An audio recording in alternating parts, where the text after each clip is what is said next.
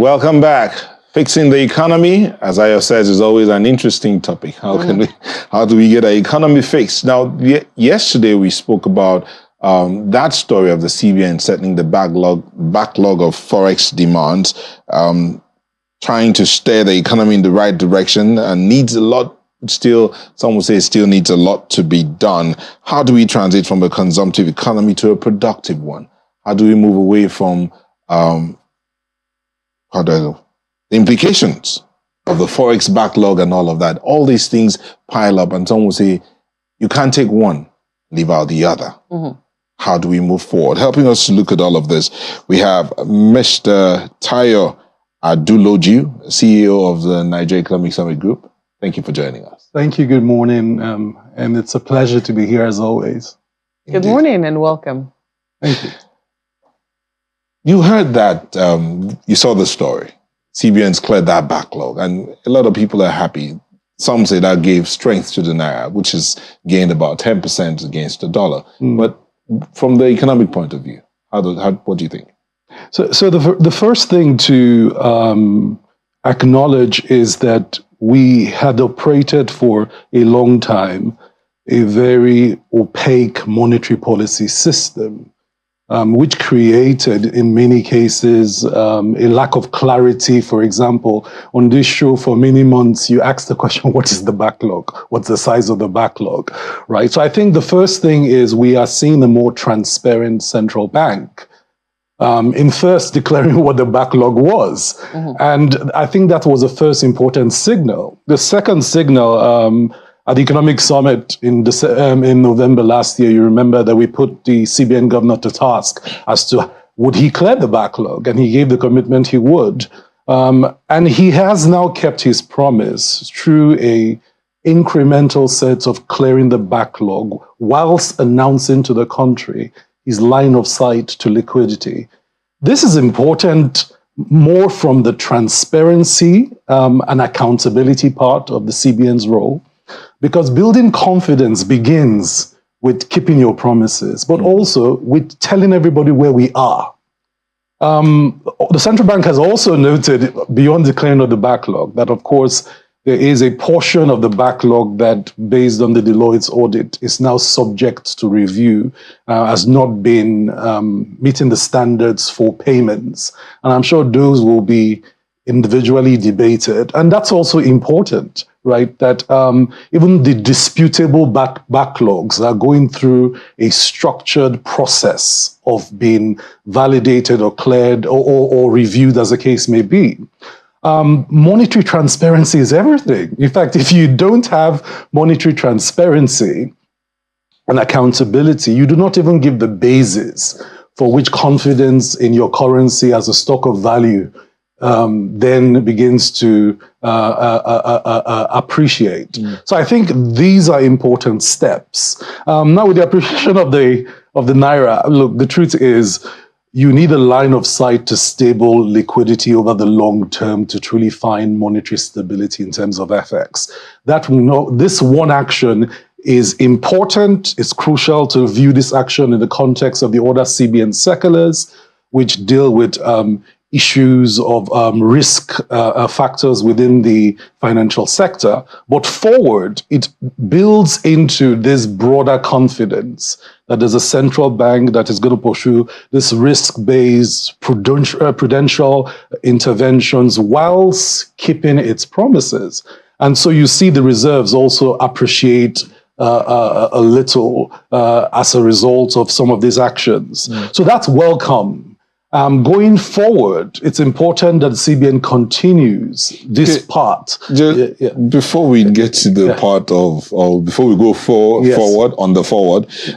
let's step back a bit. You talked about a transparent monetary policy.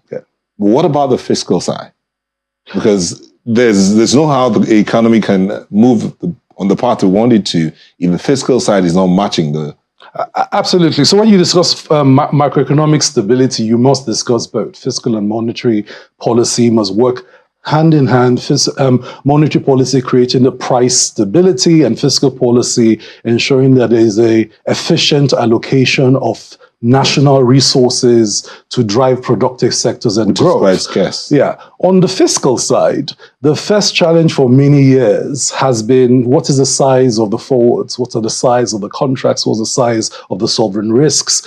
We see the coordinating minister of the economy create clarity now what the size of the liabilities are, what the true size of ways and means was. These are important steps. And remember that for a while, these were questions that we were asking that did not have answers. You see, for example, our top asset in terms of FX earning move back to the Federation account, the NMPC. All these are signs that fiscal transparency is been built back up. And so you must have both. The point you were making, you must have both fiscal transparency and monetary transparency. Well, of course, fiscal transparency has to also roll into a robust fiscal plan, especially in high volatility and macro instability as we're experiencing it.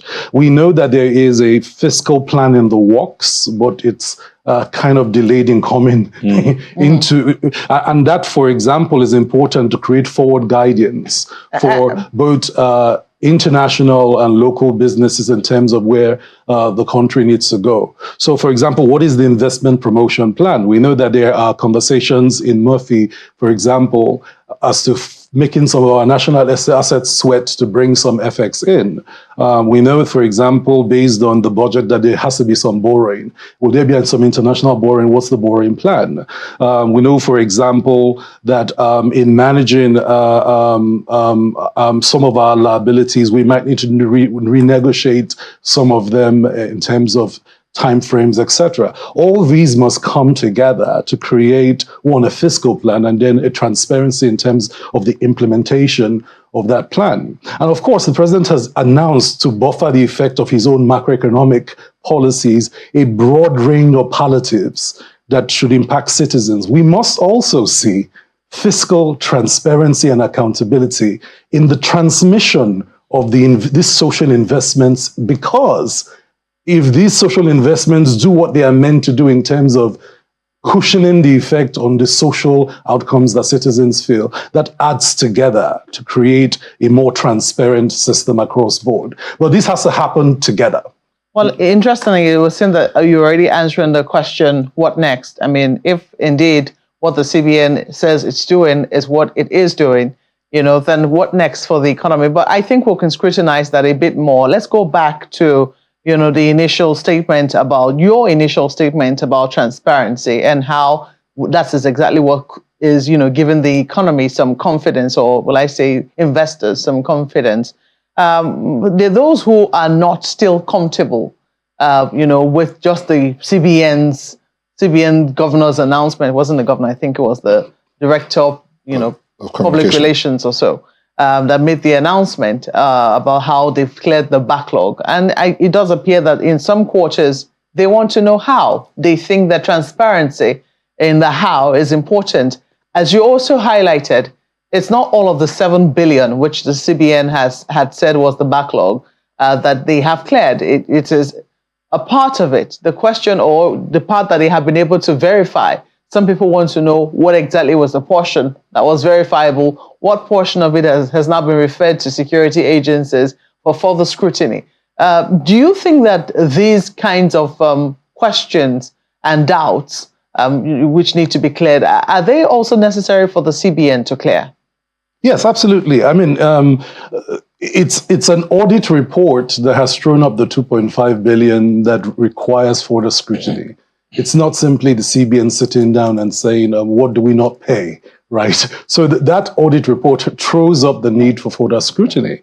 And that in itself should be made available to those who have claim within that backlog, so that they can see what the queries are, if they can provide sufficient evidence to answer the questions. Some of that might become valid or not, or otherwise as the case may be. So transparency on that is crucial to give confidence also.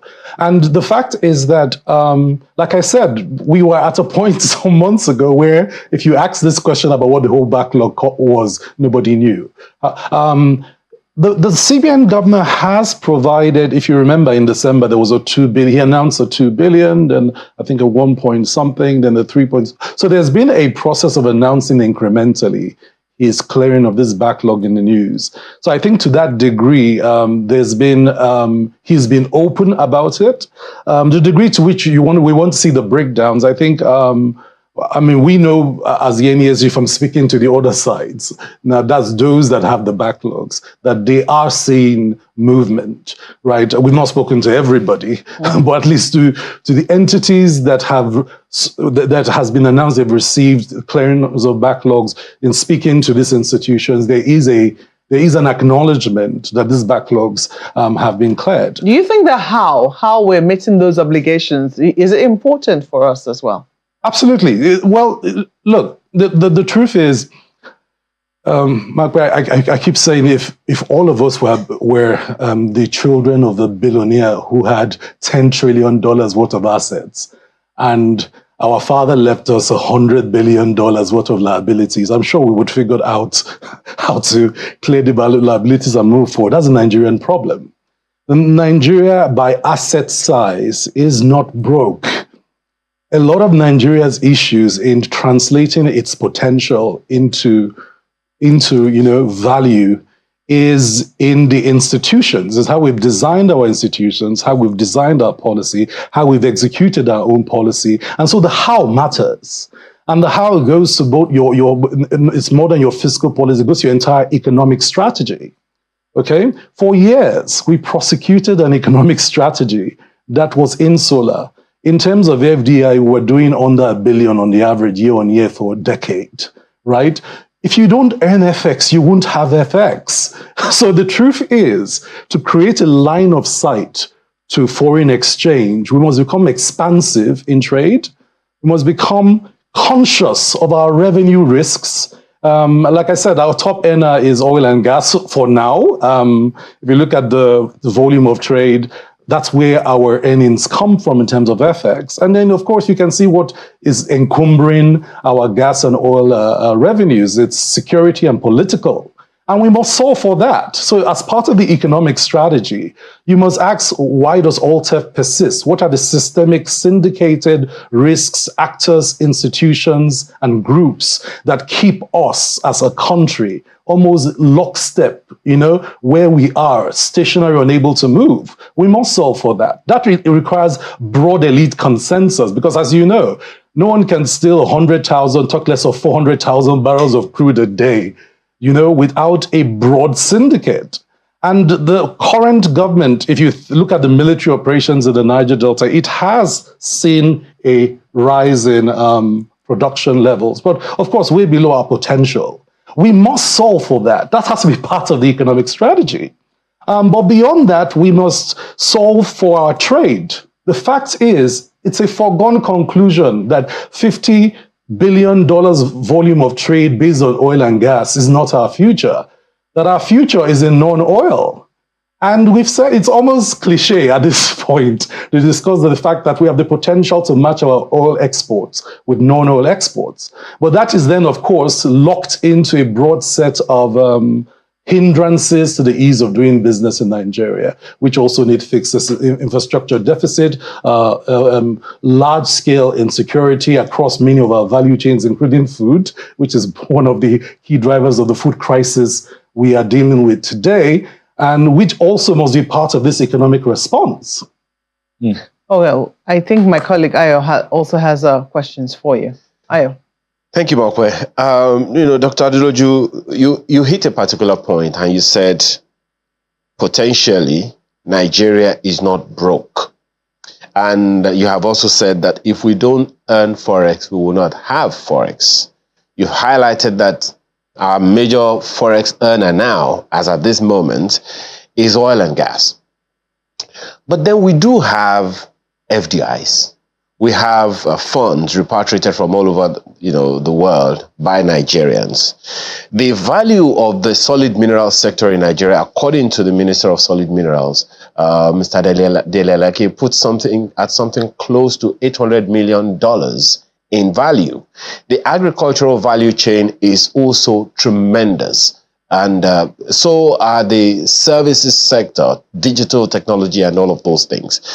The reason I'm putting this forward, which I am sure you have more precise data than I do, is that many of these potential reside in the states. All the federal government can come up with are policies that can guide. What serious collaborative potential do we have, or collaborative gaps are there that need to be bridged between the federal and federating unit, other federating units, so that we can marshal these, harness these resources, and be the major forex earner that you say we can be? So these are great questions. Let's start from the top with foreign direct investments. The rule in global FDI markets is that well-packaged, well-sequenced investment promotions that are ring-fenced and de-risked is the way to attract FDI. That's a global rule, right? If you do not have well-packaged, well-sequenced investment promotion, FDIs don't arrive. And it's just that simple. There is an national investment policy in Nigeria, but it does not have an investment promotion plan to back it up. Okay, so that needs to be fixed immediately by the Ministry of Trade, Investment and Industry. Secondly, we do not have a current industrial policy for the country. You need an industrial policy to create a sense of what competitive advantages you want to drive in the country and what sectors will drive this export expansion that we're talking about. And that needs to be coordinated with the states. You're right, because every factor endowment in Nigeria resides in a state. The age where states simply come to Abuja to see a federal allocation, those days are over. And we are seeing some breakout states that have become more thoughtful about this. Edo, a couple of other states that have looked at their factor endowments, that have mapped it out, that have identified what factor conditions they must put in place, that are putting laws in place and attracting investments to their state. So this is doable, but it must happen at scale across the 36 states of the Federation. It's time we ask all 36 states, what are you bringing to the Federation? What part of the export revenues will you contribute to? Imagine if all 36 states are pursuing $1 billion worth of something they will export. That's $36 billion. That's already nearly matching what you are waiting for from oil and gas. So the truth is we must mandate the states to go further than they have gone so far. But remember that some of our battles are locked in the Constitution, which gives a lot of exclusive powers to the federal government, for which, of course, the states have been asking that in the devolution of power, we see some of these resources domiciled at the state. Another area, for example, is food, right? Agriculture. Agriculture, for example, every state has, based on the Constitution, the capacity to expand agriculture. You have to ask the question, what is each state's agroecological potential? What can it produce to add to the country's overall strategic food output? What is it adding? What is it in every state that they can contribute to agro products for exports? What are they adding? Imagine every state, one of the most expansive crops we can plant in Nigeria is maize. Okay, imagine every state just does 1 million metric tons of maize. We are way above our national demand. National demand for maize is 15 million metric tons. And by the way, we are underproducing to meet our target just for maize. And we have states that are agroecologically enabled to do maize, and if they just did 1 million each, we will not have a gap. So we must ask more difficult questions about what we contribute to this federation. But that also means that the federal government must become a better coordination and cooperation partner with the subnational entities to get stuff done. It means that, for example, your Food Security Council should be expanded to include the governors in broader conversations about production.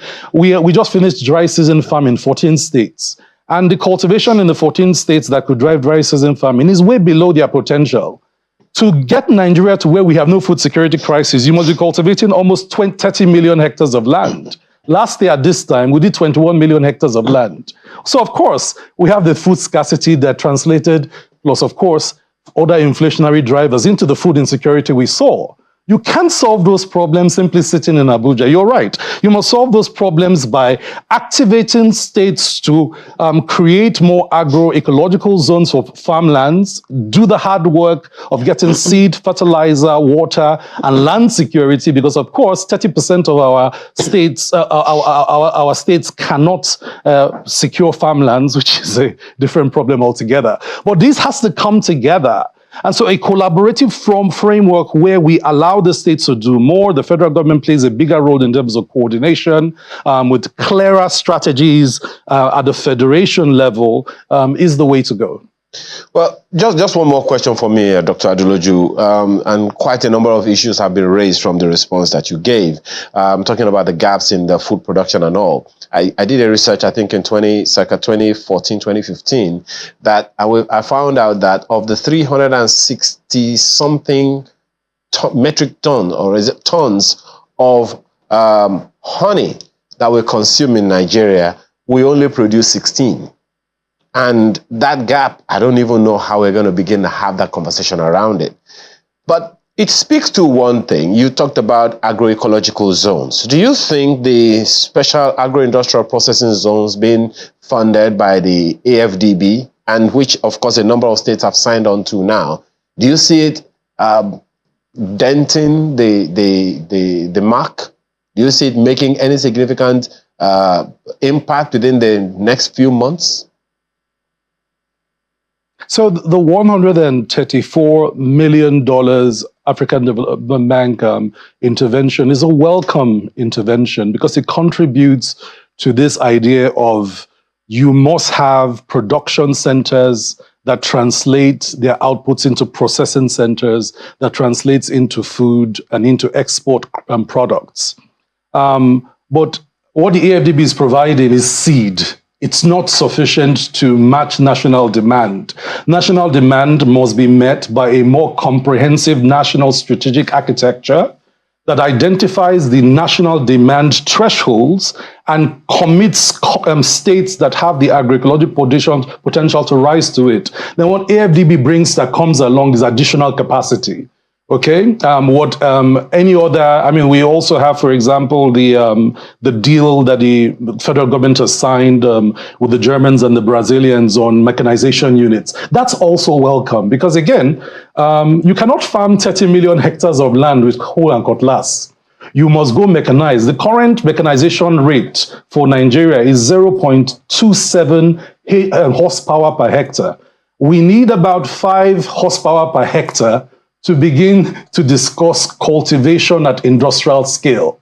So the truth is that more work is needed. And unfortunately, food security systems weaknesses are chronic. They've been here for decades. I mean, you've reported them on channels for as long as I have known.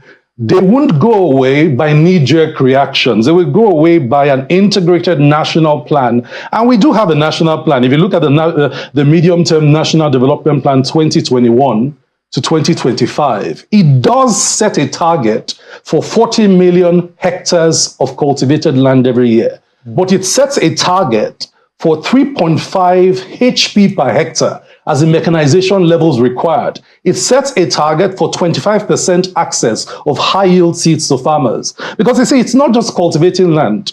You say, if I give a farmer a low-yield seed on 1 hectare at a factor of 1, right, what he produces is not really expansive. You know, if you give him the same 1 hectare of land at with high-yield seed at a factor of 5, he produces 5 times more, right? So yield matters, and yield goes to science. Okay, we have high yield seeds in Nigeria, but the access is very low because they are more expensive seeds, and they need nursery markets to mass produce them. The challenge is we're seeing a disconnect between, the Seed Council has already approved a lot of varieties of high yield seeds, but is unable to attract private sector capital into it because for now, most of it is purely government intervention led. Okay, so you have to de-risk that sector to make it attractive to capital. So the size of access to high yield seed grows. Because how do you make the farmer profitable? His capacity to yield more per hectare, per acre. Then he becomes more bankable. Nigeria's soil is about 14% fertile across board, which means you need to fertilize each hectare with about 400 kilograms of fertilizer. Again, we have all the 14 fertilizer blending plants that Sovereign Authority invested in. We have the new deal with Indorama of the 14 billion that the president went to India to discuss. 7 billion is Indorama's partnership with NNPC for gas to fertilizer. Some of these things are already happening. And so it's not like the government is doing nothing. It's that it must come together to achieve scale of response to match the scale of the crisis. Yeah. And that requires the urgency of all of us. It requires state governors to do way more. We've finished the dry season farming, so what has happened has happened. It's much better than last year, but not as good as we wanted it. Wet season farming is coming. We need to make sure seeds are coming in, fertilizers are coming in. We are ramping up and ready to be a country that is not hungry. For now, we are hungry. This time, 2020, we were 24 million food insecure people.